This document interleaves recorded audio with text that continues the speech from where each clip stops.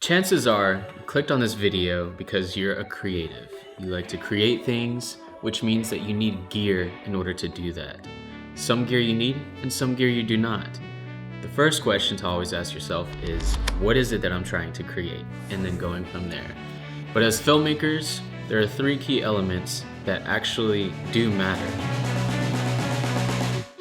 A capable camera that shoots at least in full HD, strong manipulative lighting, and crisp audio. These are the main three elements of filmmaking.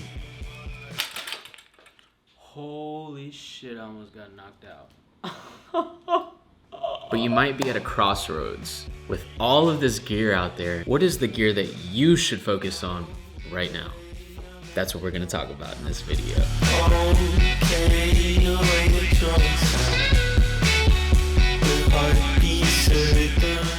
Alright, so let's go ahead and break the ice. You will need a camera. You need a camera that shoots at least full HD, which is 1080p. 4K is recommended because not only is it a lot more cleaner of an image, but it gives you a lot more to work with. For example, this video right now I'm filming in 4K. If I want to zoom in twice as much, then I can do that because I'm shooting in 4K. I have more detail to work with, and I also have a better image to work with. There's going to be a lot of gear that gets released, and that shouldn't be your focus. You should focus mainly on, is this camera fulfilling my need right now? And if it is, then there's no need to sell it and try to invest thousands and thousands of dollars, especially if you could be spending that money elsewhere. But I've been using the GH5S for the past 3 years and it's served me well. It shoots 4K, has 10-bit colors, shoots up to 240 frames per second. And although it is missing some of the specs that these new cameras are coming out with, I don't necessarily feel the need to upgrade because my camera does a job for me. So having that mindset can definitely help you save money in the long run, and two, help you focus on the more important things as opposed to just getting shiny object syndrome and wanting the new camera that came out. And I will say that I'm not insisting that you need a specific camera in order to do your job. You just need a camera that's able to capture full HD. So chances are you probably have an iPhone or your smartphone device records in 4K. Which means that your phone is perfectly capable of getting the job done. The next topic is lighting. And I briefly talked about this in not last week's video, but the week before that. I'll link that up here. Shit, I don't even know my directions. I think that's over here. I talked about 6 filmmaking tips that you must understand as a beginner. I'll go over it briefly again. You need strong light in order to support your image. And without a good understanding of light, you'll miss a lot of creative opportunities. If you're unable to invest in lighting equipment right now, then you have a couple options.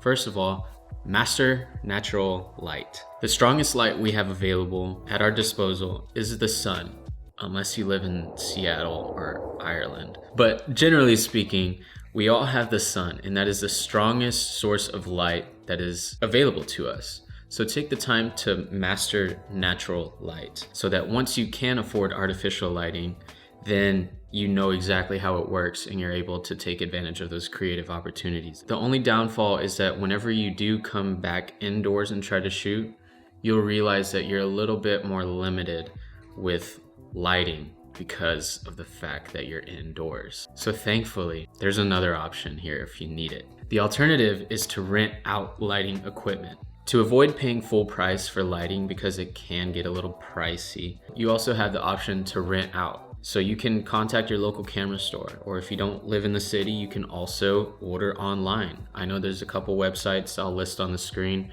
that offer this sort of thing. Utilize your resources. You don't always have to own the equipment in order to use it. Or if you have a friend who is so generous and is willing to let you borrow their light, then take advantage of that too. But I want to rephrase that. Don't take advantage of your friend. At least offer something in return because this shit is expensive.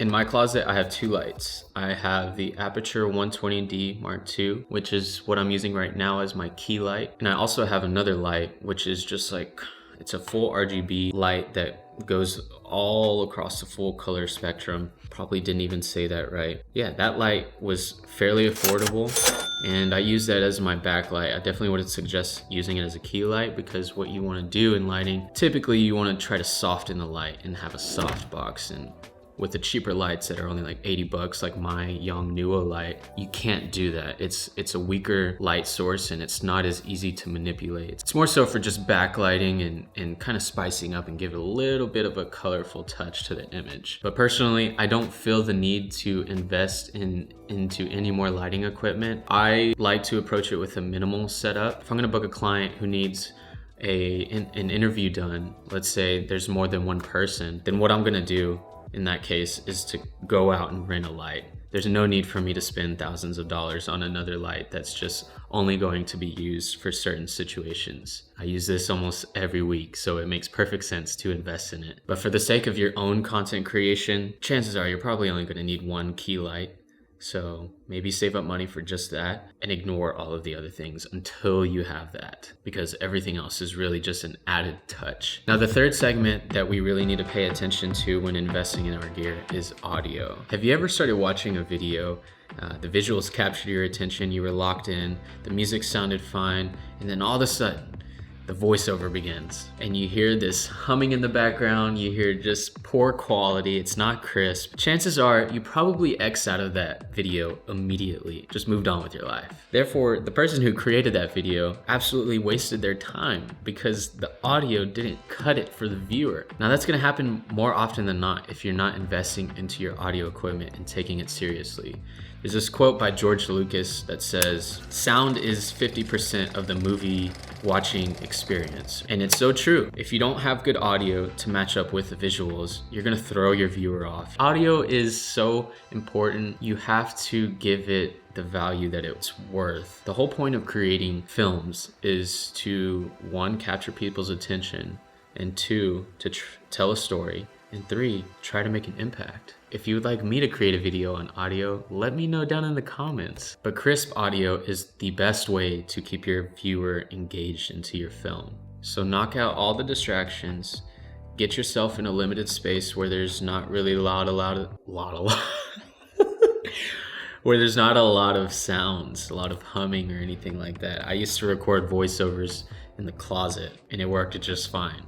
So just be mindful of what could be hopping into the mic. Try to minimize the amount of things that are distracting. And also take the time to understand how to master the audio in post-production. That's a simple YouTube search. Just really take the time and spend time on YouTube Academy and understand why audio is so important. Now, with all this being said, I want the ultimate takeaway to just be strategic with your gear investments. When you're starting out, just focus on having minimal gear, get the necessary gear that you need, and take the time to really master that gear before you even consider upgrading. If you're kind of crunched on money, there's finance options. You can finance your gear. I finance a lot of gear through Best Buy. I forget what it's actually called, but they offer 12-month special financing, which means there's 0% interest.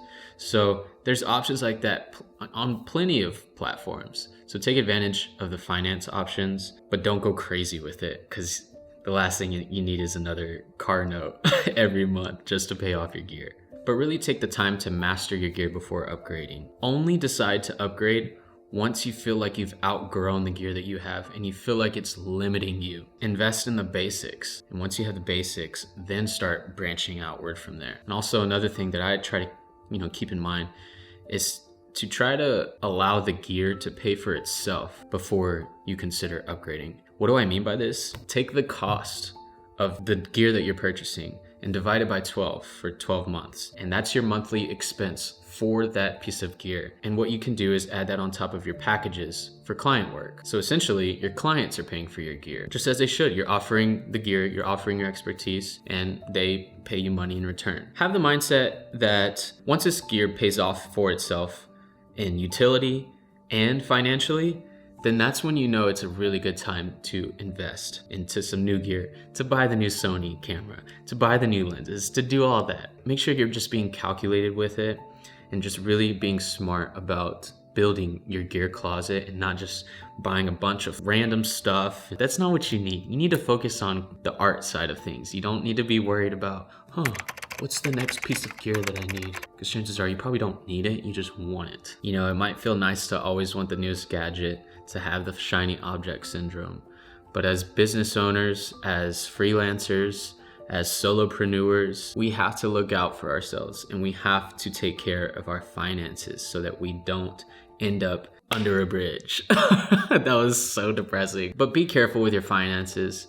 Take care of your gear and take the time to master your gear as opposed to having shiny object syndrome, and only invest in new gear when you need to, not when you want to. If you found this video helpful, do me a favor, leave a thumbs up and a comment down below. Which is your favorite tip?